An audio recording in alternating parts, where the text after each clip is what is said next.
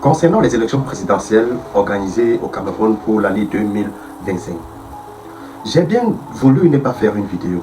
J'ai même pas voulu m'intéresser. Parce que chaque année, depuis que je suis né, c'est la même histoire qui se répète. Mais j'ai toujours, depuis que j'ai l'âge de voter, je me suis toujours arrangé à exécuter mon devoir civique. En 2018, c'est ce qu'on ne dit pas. On dit souvent le vote est secret. En 2018, j'ai accordé mon suffrage au professeur Maurice Kamto contre vents et marées. Juste parce que j'avais envie de voir une nouvelle ère, j'avais envie de voir une nouvelle tête. C'est ça qui animait mon désir du changement. Puisque quand je partais à l'université, quand je faisais des études, j'avais l'impression que je devais devenir l'un des ministres de la République. Et comme le système nous avait formés à aller facilement et détourner les fonds publics, puisqu'on nous faisait croire que c'était ça la réalité. Je me suis vite rendu compte que je me foutais un doigt dans l'œil. Alors j'ai dû me ressaisir, entrer dans l'entrepreneuriat. C'est pour ça qu'au Cameroun, vous verrez certains qui vont m'appeler Dr Z Picture parce que j'ai été un réalisateur au Cameroun et j'ai fait des trucs et ça m'a fait gagner beaucoup d'argent. J'ai été aussi journaliste dans une chaîne de télévision bien connue dont je préfère taire le nom. Alors, j'ai dit tout ceci parce que je ne voudrais pas que les jeunes continuent à aller à l'école dans l'intention de travailler forcément dans la fonction publique. Aujourd'hui, le même système dont nous voulons tous le changement m'a, n'est-ce pas, forcé à entrer en Europe et m'installer finalement en Europe. Une fois en Europe, j'ai été surpris de leur façon de fonctionner.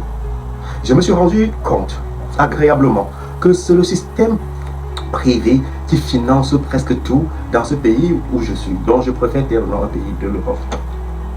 Alors, depuis ce rêve magnime de vouloir enseigner à mes frères africains qu'on pourra tout simplement abandonner l'État dans leur magouille et dès lors que le climat des affaires devient plus clément, que chacun puisse investir et ne plus compter sur l'État.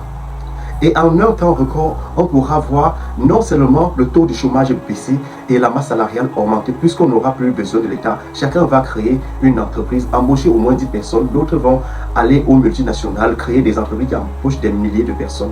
Et ce n'est qu'en ce moment-là que le Cameroun pourra émerger. Et une fois que tous les Camerounais vont comprendre que c'est le système capitaliste, c'est le système que c'est l'entrepreneuriat en question qui développe un pays, on pourra comprendre que la seule chose que l'État peut nous prendre, c'est prélever les impôts, qui est ce qu'on appelle en comptabilité la redistribution des revenus. C'est-à-dire, on prélève les impôts pour permettre que les riches ne partent pas seulement bitumer la route de leur maison. C'est une façon pour l'État de prélever de l'argent aux contribuables, investir, bitumer les routes où tout le monde peut y accéder, peut marcher, peut rouler, peu importe le moyen qu'on utilise. C'est ça qu'on appelle en réalité, en sciences économiques, la redistribution des bénéfices. Quand l'État construit un marché, c'est les impôts qu'il prélève pour redistribuer à toute la nation, pour que les plus pauvres puissent profiter. S'il a une brouette de tomates, qu'il puisse installer dans un endroit décent pour pouvoir revendre. Maintenant, je reviens au sujet principal sans toutefois m'égarer. Quand j'ai voté le professeur Maurice Kamto en 2018, c'était une lueur de changement qui m'animait. Mais c'est l'après 2018 qui m'a fait comprendre que j'aurais pu faire une erreur. J'ai voté le professeur Maurice Kamto sans être militant du MRC. Alors, j'ai vu des militants du MRC se rebeller sur Internet, devenus violents, agresser presque tout le monde qui n'avait pas la même vision qu'eux. Alors que ce n'est pas ça la démocratie. Le système camerounais, le système actuel n'est pas le système le plus louable possible, sinon on ne serait pas ici en Europe. Mais il est question de savoir que le pays est tout de même encore gouverné et nous devons respecter les institutions et respecter les uns et se respecter les uns les autres. Dès lors que tu n'étais pas d'accord avec les militants du MRC, c'était toute une riche d'abeilles qui se versait sur toi et c'était la plupart du temps des injures, des promesses de bastonnade et je ne me retrouvais plus dans ce climat-là parce que je votais le professeur en 2018 parce que j'avais besoin d'un climat de paix. Je ne voulais plus voir cette violence que les policiers infligent à nos mamans, à nos frères partout au Cameroun. Alors, au lieu de se concentrer sur la stratégie de 2025, de manière purement, ça c'est mon analyse personnelle, de manière purement égoïste, le professeur Maurice Kamto, après sa sortie de prison, a décidé que ses militants ne vont pas aux élections législatives et municipales. Alors que seules ces élections-là, avoir un seul conseiller municipal permettait au professeur Maurice Kamto de présenter sa candidature pour les élections de 2025 sans toutefois avoir des embrouilles avec qui que ce soit.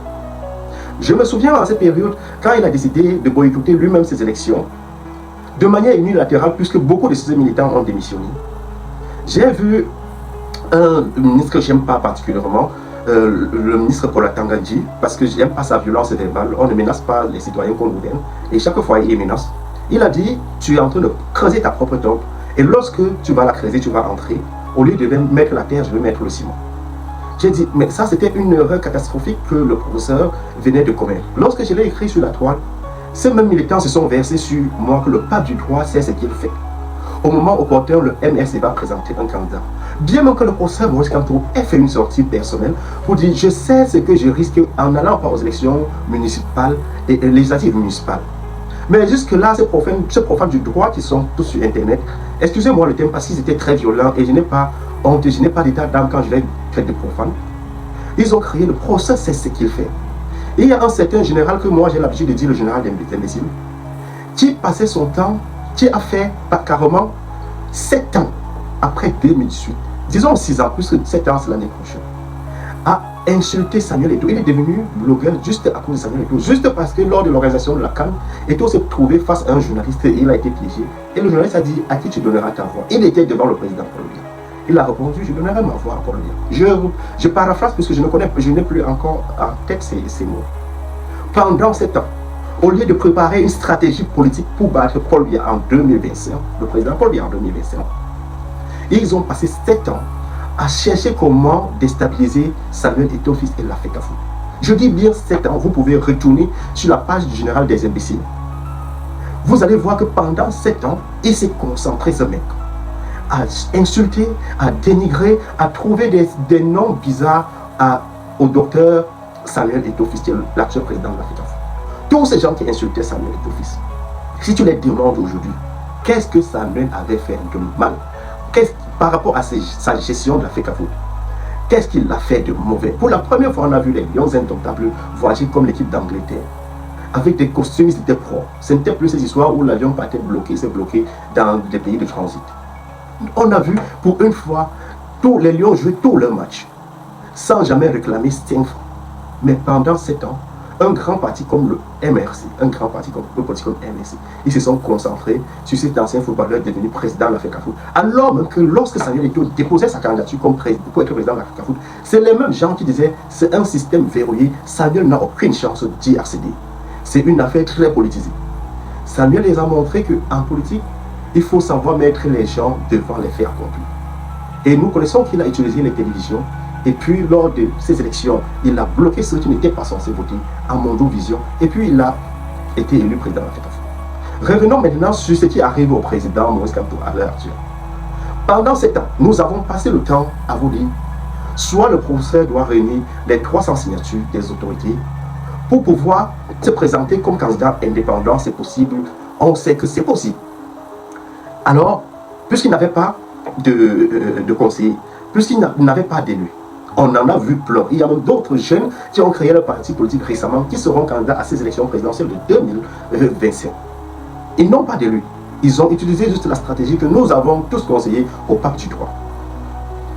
Contre toute attente, le pape du droit qui a dit qu'il avait le MRC contre vents et marées, à l'heure même où vous êtes en Europe en train de cotiser l'argent pour la campagne du MRC, le pape du droit est allé s'allier au Manidem pour être le candidat du Manidem. Le Manidem qui est déjà un parti qui était en conflit depuis 2018. Il y avait ce problème de 2 présidences, Djega et Anissé Kame. Tout le monde sait que le Manidem avait des problèmes. Pourtant, il y avait d'autres partis politiques au Cameroun avec des élus qui n'avaient aucun problème.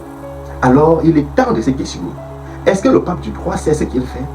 Ou est-ce qu'il s'est trompé? Et s'il s'est trompé, il serait de bon ton de dire à ces militants, je me suis trompé et je vous ai trompé.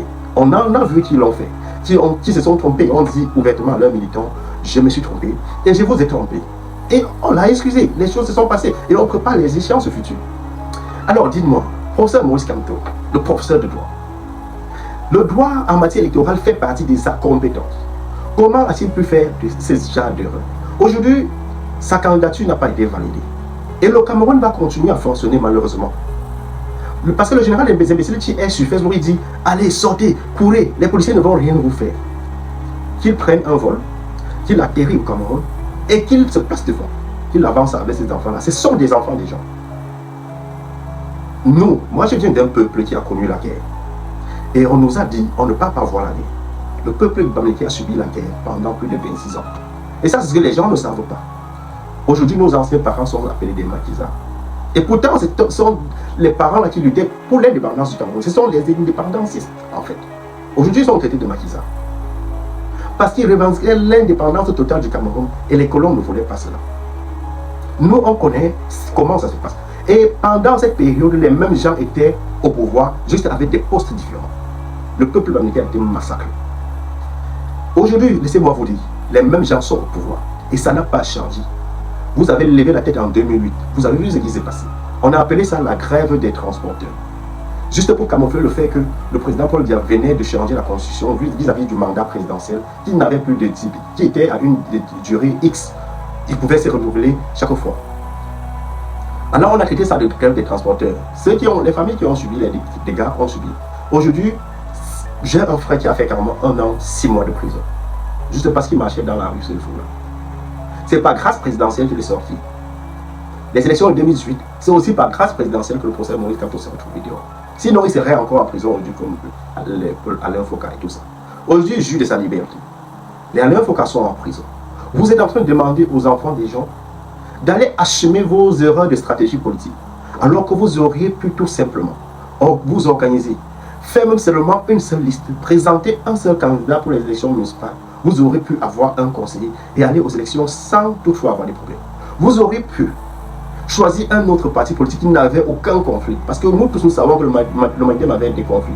Ça s'est discuté au MINAT pendant des mois, on a vu. Le MINAT a tranché, l'affaire était encore en appel.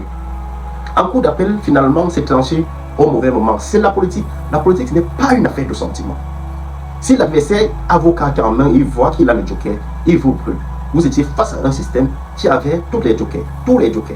Parce que vous avez volontairement, délibérément donné les jokers à l'adversaire et il vous a frappé à la dernière minute. Lorsque le professeur Maurice Kamto part au contentieux préélectoral, il sait tout de même qu'il ne peut pas sortir de là vainqueur. Parce que dans le même code électoral, il est écrit, dans la loi camerounaise, il est écrit que la Cour constitutionnelle n'est pas compétente pour juger l'affaire de double candidat. On le sait tout, ce n'était même pas un secret. Et on l'a averti et on vous a dit depuis sur la toile que le professeur Maurice Kamto sortira perdant de cela. Même si Yebga retirait sa candidature, il sortirait toujours perdant parce qu'il n'a pas respecté le délai de sa démission et n'a pas déposé les dossiers à temps pour pouvoir être considéré désormais comme militant du Maïdem. Donc tout était prévu pour que le professeur lui-même, il a tout organisé pour ne pas être candidat. Maintenant, je vois les gens se lèvent, oh, le Cameroun va se brûler, et je vois l'affaire en train de se tribaliser. Je vous avertis, ma femme n'est pas bamilquée. Et ce problème-là on devrait résoudre ce problème une fois pour toutes. Parce que lorsque ce problème-là peut encore se comprendre au Cameroun, mais lorsque nous nous retrouvons ici à l'étranger, on ne connaît plus le problème. Bamileke, Sawa, Bolo, Eton et Cap, tout ça. Tout ça, c'est fini. On veut tout simplement avoir la chance de se mettre avec un partenaire camerounais. Et nous devons respecter ça. Normalement, la diversité culturelle camerounaise devrait être une richesse énorme. Chacun devrait aller apprendre chez l'autre. Pour que, quand nous nous retrouvons en l'étranger, nous ayons des codes camerounais 100% camerounais. Mais vous êtes en train de vivre ça mal. Nous sommes au XXIe siècle. Nous sommes à l'ère moderne. Que ceux qui sont en train de tribaliser le Cameroun soient sévèrement sanctionnés. Moi, personnellement, jeune, je ne pourrais pas enseigner le tribalisme à mes enfants, à ma progéniture. Je faisais tout simplement cette vidéo pour vous dire. Le professeur Maurice Kamto, il n'est pas candidat. Et pour une première fois au Cameroun, on voit une élection présidentielle avec uniquement 13 candidatures. Alors, chaque candidat a sa chance de passer. Laissez la faire de tribalisme. Et si vous voulez, décider sur un candidat. Parce que pour le moment, à l'heure où nous parlons, la machine du RDPC a une avance énorme vis-à-vis des autres. Donc, si vous voulez plus voir Paul Biya au Cameroun, comme président du Cameroun, vous n'avez qu'à choisir un candidat et accepter que le procès Maurice Kamto a été éliminé et ne sera plus peut-être certainement plus jamais président de la République. Peut-être une autre personne prendra la tête du MSC avec le mouvement pour la renaissance du Cameroun et aux prochaines élections pourra présenter un candidat. Et pourquoi pas avoir sa chance? Je ne suis pas de ceux qui pensent que rien que le RDPC peut réussir à une élection au Cameroun. Je ne vais pas déterrer les morts. Mais je tiens tout simplement à dire, chaque Camerounais a sa chance de devenir président de la République, peu importe d'où il vient, de quelle région il vient. Nous sommes tous Camerounais. Restons réunis et acceptons que le procès Maurice Kamto ne sera pas candidat aux élections présidentielles de 2025 et le Cameroun va continuer à exister. À bientôt.